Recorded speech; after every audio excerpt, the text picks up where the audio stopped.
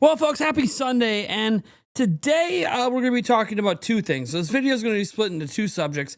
The subject that's probably most boring is just like a channel update. And again, most of my audience isn't really going to care about that.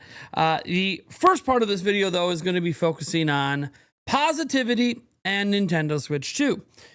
Because you see, I kind of love this thing so far. It's being Bonanza there, just to show you it's actually Doug Bonanza. I have been experiencing a bit of epiphany of sorts when I've been playing my Switch 2 lately. And it's kind of interesting because every time I go online, I keep being told I'm wrong about how I feel. Now, feelings are entirely subjective and they're different per person. And I understand that we are in a day and age where we are looking for things to maybe let our anger out on that don't impact our lives in a very, very massive way. Video games are an optional entertainment medium. In many ways, when we're talking about video game consoles, it's a luxury medium. If you don't believe that it's a luxury medium, all you gotta do is see the recent price increases for the Xbox going up again. And this is on the heels of them going up earlier this year. And in between, PlayStation raised their prices as well, and Nintendo Switch prices went up as well, the base Nintendo Switch. So this is on top of $80 games, obviously Mario Kart and some of the Switch 2 editions being $80. And this is on top of subscription services rising in prices over the years, although Nintendo's hasn't gone up yet. It probably will eventually. We've seen the price of Amiibo skyrocket. We've seen a Virtual Boy thing. It's like $100. It's cheaper in other countries, so that's probably due to local economic related stuff, but still a little pricey even in those other countries. And I just got to say that gaming's more expensive now than it's ever been. So as an expensive, and I'm just going to call it a luxury good, it's easy to take out a lot of frustrations on it, both actual frustrations at how rapidly expensive gaming is getting, but also just in general life. You know, we have a lot of stuff going on in our lives. I'll divulge a little bit here. I'm in extreme pain. 24/7, 365. Not going to tell you what's going on and why that extreme pain exists, but I could be crying right now. In fact, I could be crying all the time. I do this man thing where we suck it up. And don't worry, I am being seen by medical professionals, and no, I won't be in extreme pain my entire life. But it is something I'm still going to have to deal with for another 3 to 4 months. That being said, I could sit there and use that as an excuse to complain about everything in my life. Complain about the children I'm raising, complain about the video games, complain about the fact that the shirt maybe isn't fitting me the exact way that I want it to, or my hat has like a small little indented crease here and I don't know where it came from and I can't get it to iron out. Whatever, I could use it to complain about any number of irrelevant things. But really, the main complaint would be obviously that I'm in pain. That's the main complaint of my life, is the pain I'm suffering. But then there's also the other side. You know, you got the bills you got to take care of and family stuff you got to take care of. My kids are going through things. And in the end, there's just a lot of stuff IRL I'm dealing with. And you know what? You're dealing with probably a lot as well. In fact, some of you are probably dealing with even worse things than I am. And so it's very easy to go onto the internet where you could choose to be pretty much anonymous and take those anger and frustrations out on things like video games. And it's not because video games don't frustrate you, but it's because it can exasperate that you're already feeling really down and angry and upset about a lot of things in your life. Some things you control, some things that you don't. And when something online like happens, like Nintendo raises prices or Xbox raises prices or another patent drops that seems negative, it's easy to just let all the anger out at once toward this like inanimate thing that when you let that anger out, there's not going to be a negative impact coming back to you, right? Like if you take your anger out by yelling at your kids or yelling at your spouse or screaming at your friends, there could be like a real impact from that. You know, if you're at your job and you just start, you have customers, you start screaming at customers over one little minor frustrating thing they might do, you could lose your job. Like there's actual things that could negatively hurt you even more if you let out that frustration through other mediums. So it's easy to go on the internet. It's easy to get frustrated by something online, be anonymous, get even more angry than you would if you were maybe in a rational state of mind.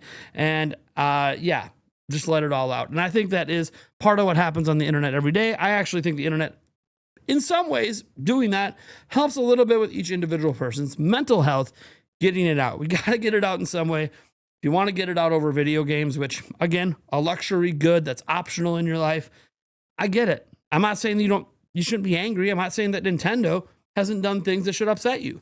I am saying that sometimes we act a little more irrationally upset than maybe we intend to come across because we're just letting out other frustrations. And that's fine. Again, Nintendo deserves a lot of the negative feedback they've gotten. I've literally never pretended otherwise. Nintendo has done some crappy things. Nintendo has done some things in the name of bolstering their company without really considering the financial impact on consumers, or at least maybe they have considered it and just don't care, right? Obviously, they've done some things to further their lawsuit with Palworld, and that's really upsetting. In fact, a lot of the negative sentiment around Nintendo started by that lawsuit even existing in the first place. So I get it. And honestly, they launched a new platform. We got the Switch 2 here, and they launched it with a new president that's all about numbers, not very personality forward, but also it's the first Nintendo system launched without this guy, Reggie Fils-Aimé. Remember him? He's even criticized Nintendo since leaving, such as the fact that he thinks Welcome Tour should be a packing game. And he thinks if he was still at Nintendo, it probably would be a packing game, at least here in the United States. This guy is the only reason the Wii Sports was a packing game in the United States. And to be clear, Wii Sports was not a packing game in Japan. Nintendo of Japan, Iwata, didn't want it to be a packing game. He argued it would be best for the American market for it to be a packing game. Boy, was Reggie Fils-Aimé right.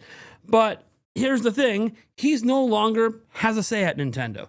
Doug Bowser, others at the company, don't listen to him anymore, nor do they have to. In fact, he probably doesn't really even talk to them. I'm not saying they never talked to him. I'm not saying the guy left Nintendo and all the friends he made at the corporation just aren't friends with him anymore, but they probably don't talk about the business side of Nintendo anymore, because if they would, they'd probably hire him on as like a temp, maybe as a consultant.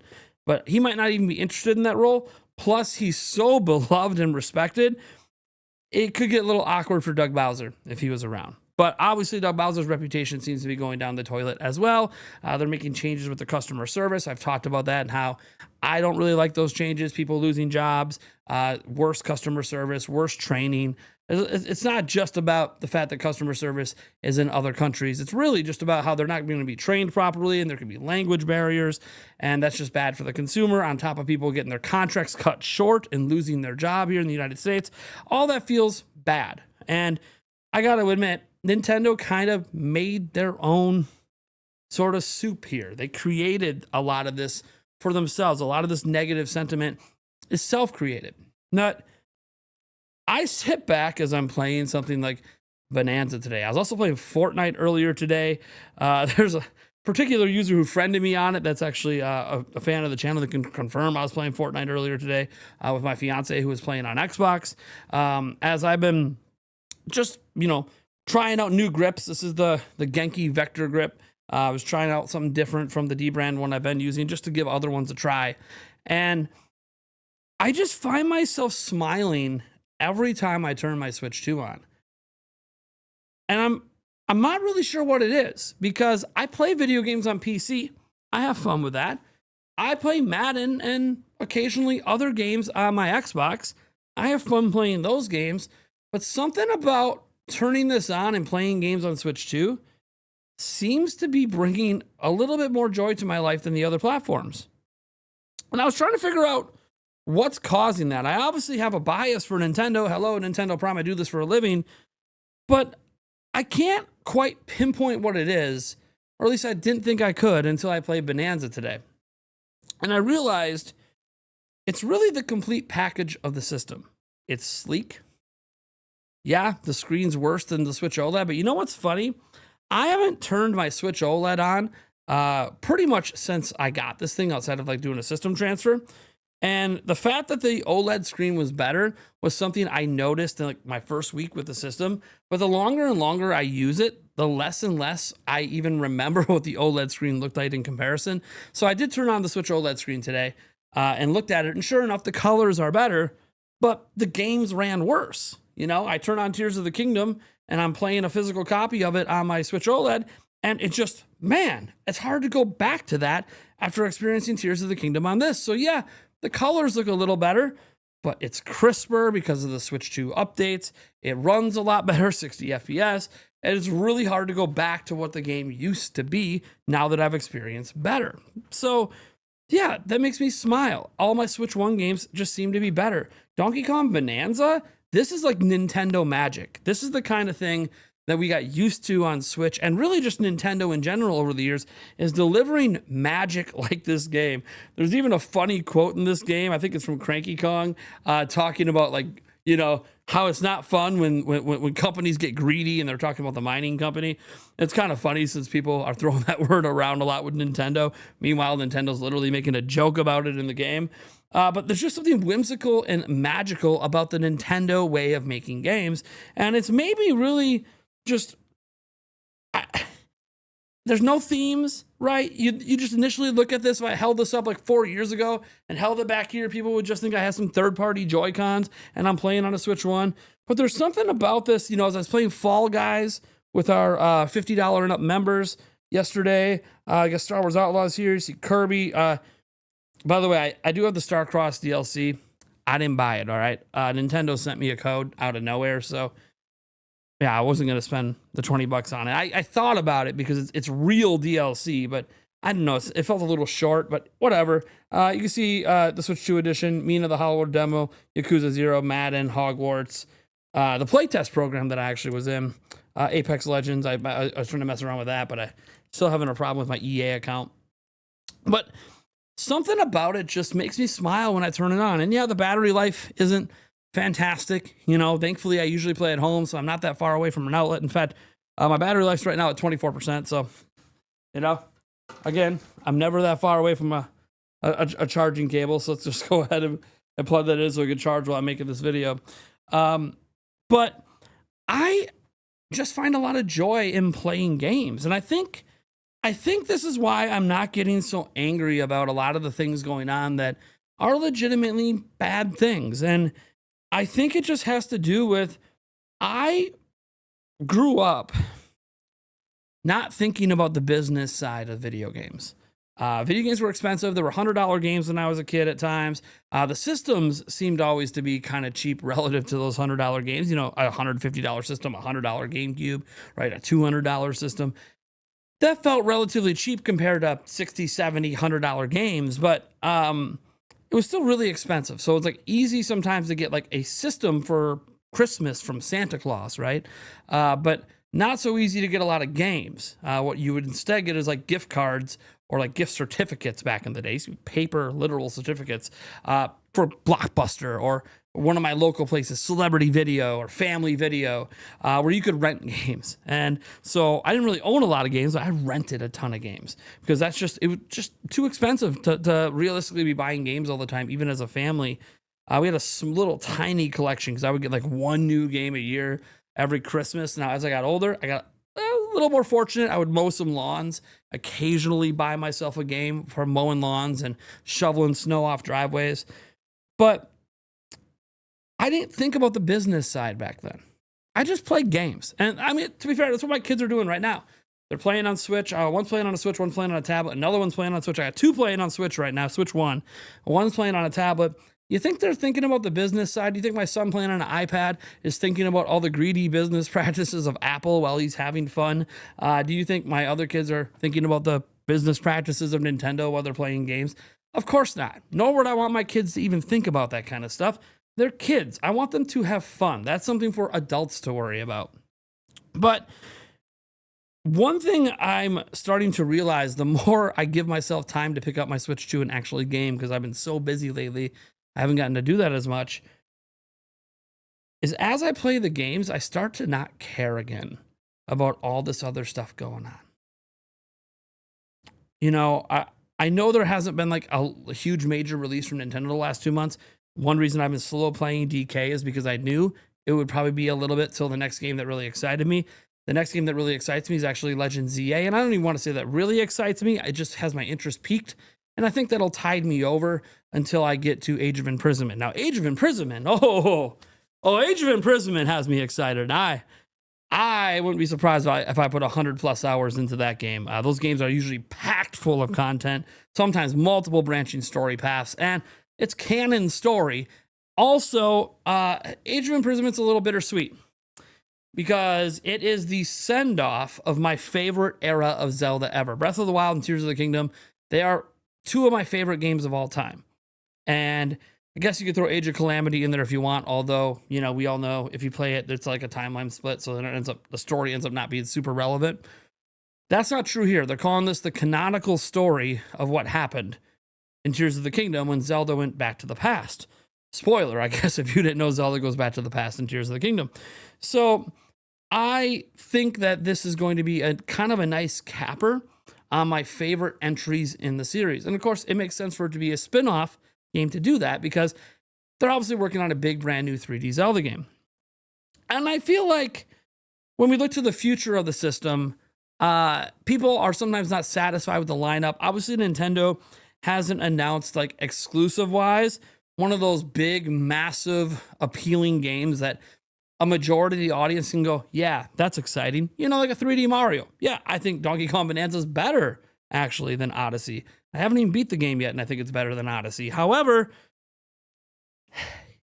it's not 3D Mario. 3D Mario, or Mario in general, just drives more excitement. It's a bigger IP, so it gets more attention and gets more people excited. Obviously, 3D Zelda, but 3D Zelda shouldn't have really realistically expected it this year. I think, you know, next year, maybe a tease for the 40th anniversary, maybe, but it's still going to be years away. And yeah, I saw Fire Emblem Fortune's Weave, and holy crud, that game looks next gen. Next gen for Nintendo. I want to be very clear. I'm not trying to say like it's impressive compared to PlayStation 5 or something. But for Nintendo, that game looks like go play Fire Emblem Three Houses, or hell, let's just make it even. Go watch the launch trailer for Fire Emblem Three Houses, then go watch the trailer for Fortune's Weave.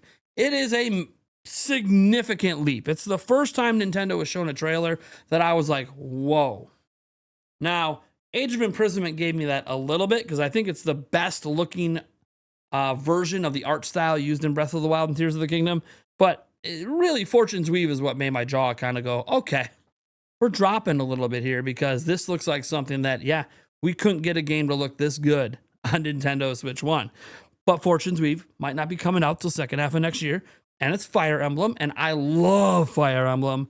But not everyone is as into Fire Emblem as me. Some people aren't into it at all. And again, Fire Emblem is one of Nintendo's smaller IPs. It feels weird to call something that will probably sell 3, 4, 5 million, you know, small, but it is. It is what it is. So Nintendo's got multiple IPs that sell 10 million plus. So yeah, it's not that big IP that excites everyone.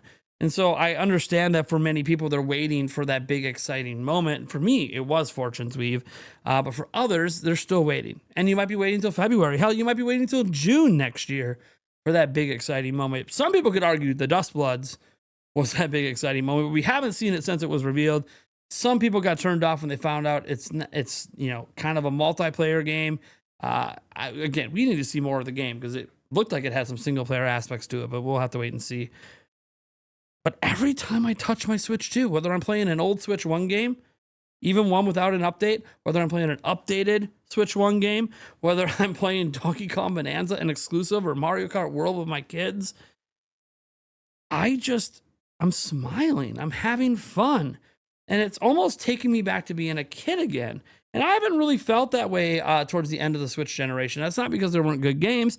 I think it's just because the reason I was playing Switch was for work. It was for you guys. It wasn't for me.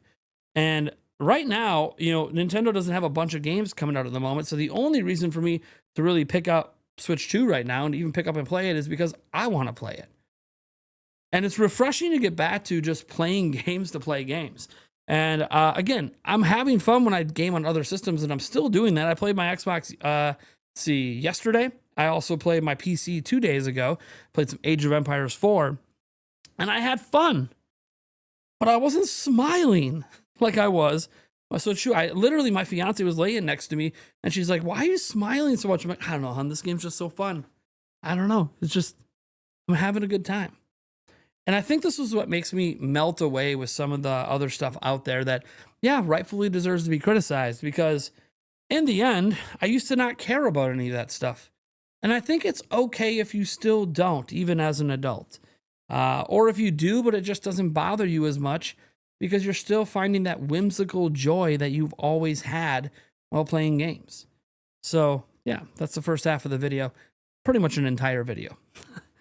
Now, let's get into the second half here. We got to talk about the channel. There's a lot going on behind the scenes at the channel. This is going to sound like a lot of complaining, but I don't blame anyone but myself. I want to be very clear about this. Maybe there's waning interest in Switch 2, and maybe this is evidence for it, but my channels fell off. You know, it's getting significantly less views than it was a month ago, 2 months ago. The video views on average are way down. The podcast views are down as well. We were a top 5 Nintendo podcast. Now, by my calculations, we have fallen out of the top 5 in terms of viewership. But that also suggests other ones are able to hold their viewership. So that's why I'm like, maybe it's my fault, right? Maybe I'm just not putting on a good show. Maybe I need to talk more to the podcast team and we need to figure something out there. We're going to be talking about Zelda this week. I'm very curious to see what a Zelda topic does. We haven't had a Zelda focused podcast in a while, so I'm actually kind of curious if that's going to do anything at all. We have a number of Zelda topics, plus we'll be talking about Tokyo Game Show. But the stream viewership is down as well, and so the revenue is also down. And with viewership down, revenue down, sponsorships are down. I know you guys might have saw a couple recent sponsor videos. Those are old sponsorships I was already paid for months ago, like D-Brand. I have one sponsorship coming up next up for Factor. That was, again, a deal locked in a month ago. I have no new sponsorships after I run that Factor ad. At the moment, I have nothing coming after that.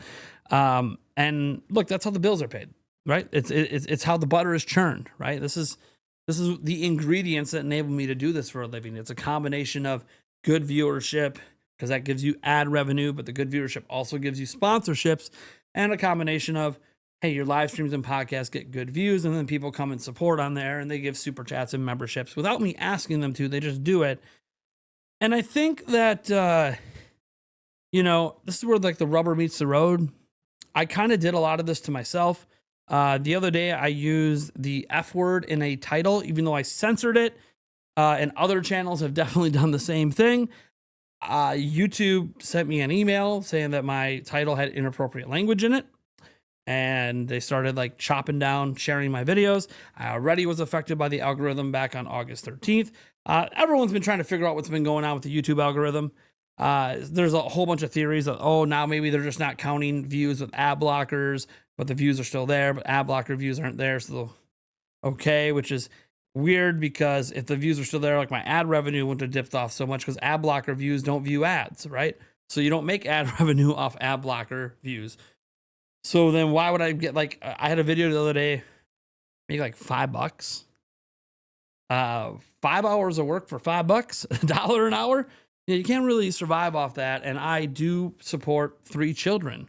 So I am not here to tell you that the sky is falling and the channel's going away, but I already warned people on live stream, and I guess I just wanted to warn here on this random Sunday. No, it's not because the Packers lost. Congrats if your favorite NFL team won this weekend or still playing and might win. But no, yeah, the Packers lost. They blew it. They sucked. They beat themselves. Congrats to the Browns for not beating yourself. You did pretty much just make no mistakes and played solid football, and that led to a win. The Packers made tons of mistakes. But I have backup plans. I don't have to be a full-time YouTuber. And I've always known being a full-time YouTuber, when I became one roughly 3 years ago, was a risk. And it's a risk that I knew could not work out someday. And I have to make a decision before the end of the year if I'm going to keep pursuing YouTube as a career. I'll be fine until then. Old sponsorships I've done that haven't paid me yet. There's some stuff with Lexar that I made a deal with like months ago that they'll be paying in November. And then obviously, the revenue we do make, you combine it all together, I'll be able to float, through the holidays. to next year. But I need to make a decision at some point, both for myself and for my family, on if it's best for me to continue to be a full-time YouTuber. And that decision's going to be happening in December. It'll probably happen before December, realistically, because I make the decision in November, I got to start going on the job hunt. And I got a big resume to get jobs at IT work and stuff. So I'll be able to get back into the workforce. I'm not worried about that. But I just wanted to let you guys know that it's a possibility. And so if you see a video of me in December announcing something like that, you won't be as shocked. I don't want it to come out of left field for all the viewers. No decision's been made at this point. The only decision that's been made at this point is that I need to hit the grindstone and I need to do the best I can to make the best content I can, the best live streams I can. I'm going to try to add new things to tonight's live stream to try to liven up the streams a little bit. Maybe they've been too samey for too long. I don't have enough going on. I don't have enough effects going on. I don't have enough craziness and zaniness, and I'm not celebrating super chats the same, or I don't know what's going on. I need to find a way to be more entertaining, right? So I'm going to try some new stuff tonight, but bottom line is that's what I can do. I can control what I control, and that is continuing to make the best content I can and continuing to try to be the most entertaining I can on live streams and try to put on one hell of a show for the podcast. I will note if I ever do need to step away from full-time, a couple things will still be happening. We'll still have the podcast every single week. You pretty much won't get any other live streams from me anymore but the podcast. And you'll maybe get an occasional video. I don't even want to promise one a week because, again, I'll be working a full-time job somewhere else. But you'll probably still see a video pop up here or there. So I wouldn't leave YouTube entirely, but I would be kind of like in a semi-retirement where I still make a couple pieces of content, but I'm not really, the channel's not going to keep growing anymore because I'm not going to be pushing it anymore. That said, that decision hasn't been made. I'm hitting the grindstone right now in September, hitting the grindstone in October, hitting the grindstone in November. And if for some reason I can see that there is a future here that fits into the 5-year plan, we have to buy a house and all this other stuff, cool. Then we're going to keep going. And I hope that to be the case.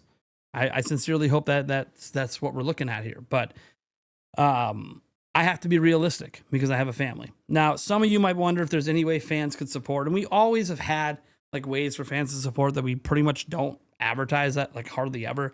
There's the memberships right here at the channel that you can join and become a member.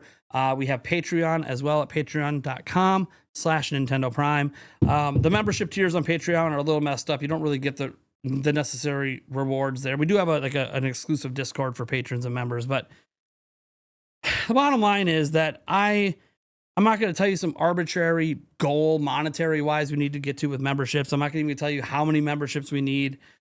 Because in the end, I don't want to beg for fan support to keep this going. It just kind of happens naturally. Cool. But I don't want to set goals or anything like that, because then what happens is you hit that goal and you're like, cool, now that we're at that goal, we can just keep going full time. But then you're right at that goal. And then you're just kind of fighting every month to maintain that goal, which means you got to keep bringing that goal up. You got to keep reminding people that we need new members or new patrons. And it just ends up being this cycle of, it just feels like I'm begging people to keep me able to do YouTube. And I don't want to do that, man. That's tiring. It's exhausting. And honestly, it just doesn't feel right. So yeah, if you do want to support, that's cool. If you don't worry about it. I'm going to be okay. My kids are going to be okay. I didn't put all my eggs in one basket for a reason. I've always had options. I have 2 other places that have already knocked on my door just in the last month asking if I'd be willing to consider working there. One of them I told I declined entirely. The other one is what made me start to think about this because, yeah, I really only have the money to float through the end of the year if things don't turn around. So we'll see what happens. So I want to thank you guys, though, for being here. Hopefully you guys enjoy the content. And look, if you don't see an update from me in December, take that as a very good sign that obviously I made the decision that we're going to continue to be full-time on YouTube. And we'll leave it at that. I didn't mean for this to be like dramatic. I got to finish editing this video so I can then start prepping the stream tonight and hopefully get a little more time in with DK Bonanza before the stream starts. So I'll see you guys tonight and 8 p.m. Central. Otherwise, I'll catch you guys in the next video tomorrow. Should have a news video for you tomorrow. I got a couple pieces of news saved up here, and there'll be even more because it's a Monday. So we should have a pretty kick-ass news video for you coming. Catch you guys in the next one.